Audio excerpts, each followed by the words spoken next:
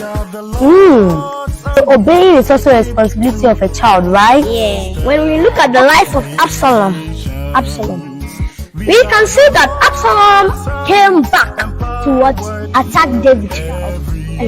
So this is what we need to do. We must respect our parents. If we don't obey them, sometimes something special is there that they want to give to us, but because of your disobedience, they can't give it to you because they know that if they give it to you, surely you won't obey. Parents must remember that children watch each and everything they do.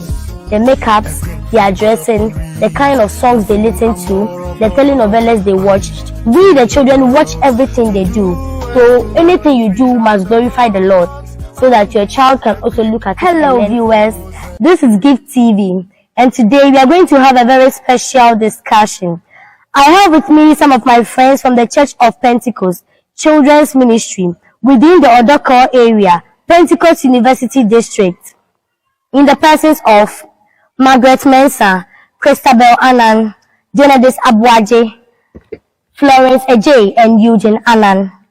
As I said earlier on, we are going to have a very special discussion, and it's about children. First of all, who really is a child? Starting from you, Eugene, who really is a child?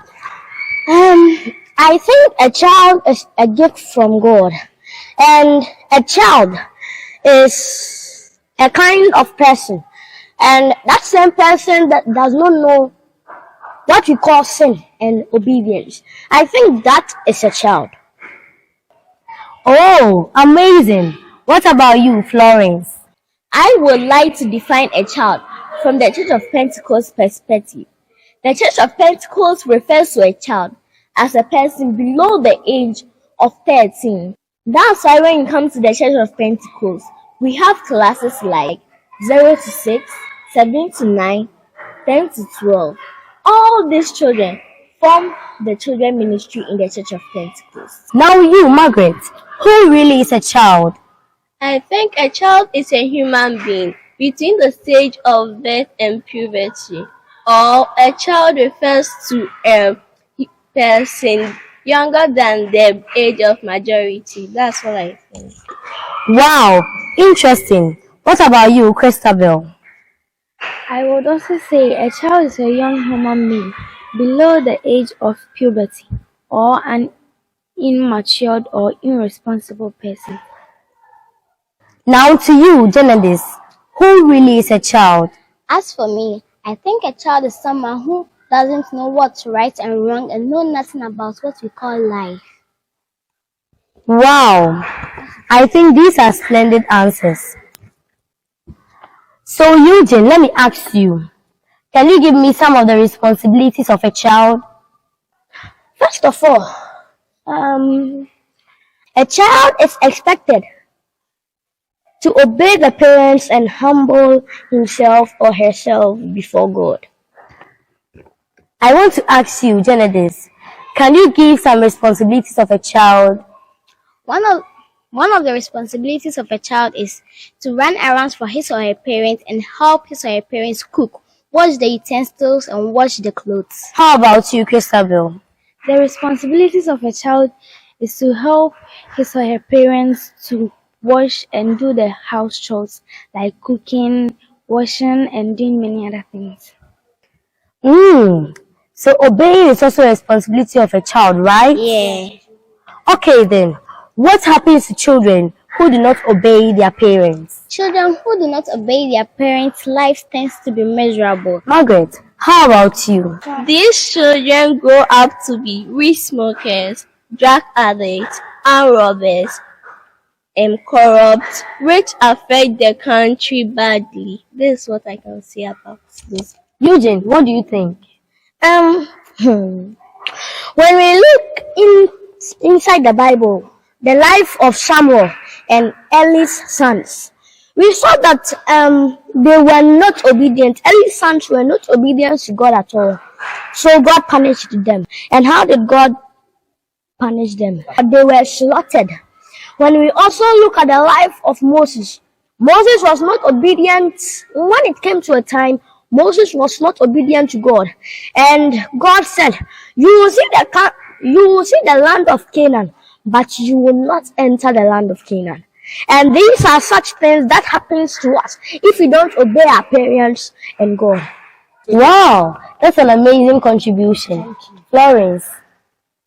When you go into the Bible, you see that Ruth and her mother-in-law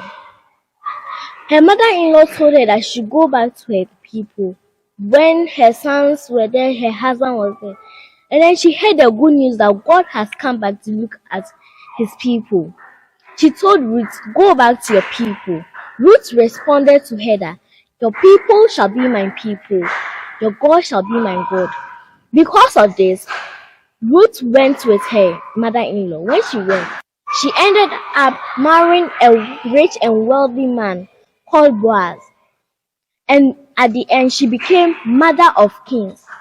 If she listened to her mother-in-law and went back, she won't become the mother of kings. So this is what we need to do. We must respect our parents. If we don't obey them, sometimes something special is there that they want to give to us, but because of your disobedience, they can't give it to you because they know that if they give it to you, surely you won't obey them. So that's what we need to learn.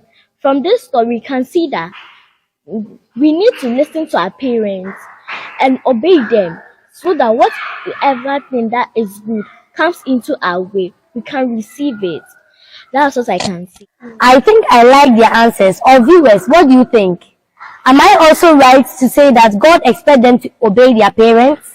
Yeah. Okay.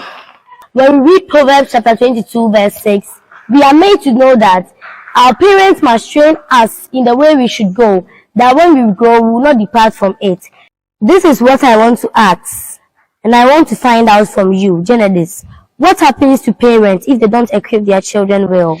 If parents do not equip their children well, they become a burden on them. They sometimes come back to hunt them, rob them, and even kill them in the process. That's what I can say about it. Eugene, do you want to add something? Yes. When we look through the Bible, when we look at the life of Absalom, we can see that Absalom came back to attack David. And so therefore he died. So sometimes the parents need to equip the children because they don't know what will happen. And we must equip them. We must be able to train our children well with the kingdom principles of our Lord Jesus. Before we sign off, I want to hear from each of you. What advice can you give to all parents watching us, especially those who do not take care of their children or those who do not have time for their children? What I want to tell the parents is that they should be able to train their children very well with the godly principles of our Lord Jesus Christ, so that when they grow, they won't turn out to become bad people in the community, but rather good people, and they know the principles of our Lord Jesus. That's what I have to say. Margaret, how about you? I would like to advise the parents to train their children with the fear of God, so that they'll become great people in the society and the country at large. Now you, Christabel. I would like to advise the parents that they should have time for their kids. Some parents do not know much about their children because all they know is work, and sometimes they don't even take their time to teach them for their homeworks and many other things. So I would like to advise them that they should have time for their children and teach them the godly ways. Okay. Genesis. I would like to advise parents to train their children in a godly manner so that they will become respectable citizens. What do you have to say, Eugene? I will advise all parents that they should not make the work pressure them, because they are working to get money, and then the money they are getting is for the child, and so therefore they must get time for the child. Maybe you don't know what the child has gotten himself into. So I will advise lot and lot of parents, all parents, to take care of their children very, very well. I hope both our parents and we the children took some advice from this discussion. We learned that children end up being armed robbers, drug addicts, weed smokers, and many more if the parents do not equip them. Therefore, it's the responsibility of the parents to equip their children and train them in the godly manner so that they can be great persons in the future and also respectable persons in the society. Also, parents must remember that children watch each and everything they do, the makeups, their dressing, the kind of songs they listen to, the telenovelas they watch. We, the children, watch everything they do. So anything you do must glorify the Lord so that your child can also look at it and learn from you. This is the advice I can also give to the parents. I will thank my friends from the Sunday school for joining me in this discussion and for giving me their time to talk about this issue. We have more of these contents coming up. To have access to them, go to YouTube, subscribe to our channel, Gift TV, comment, share, and like. Before we sign off, we want to sing our favorite song. Possessing the nations, we are gifts from God. We are gifts from God. Stand, rise, be different, giving our all to you, Lord. Giving our all to you, Lord, to be used as a vessel, possessing the nations. Giving our all to you, Lord. Giving our all to you, Lord, possessing the nations. Gift TV, We are gifts from God.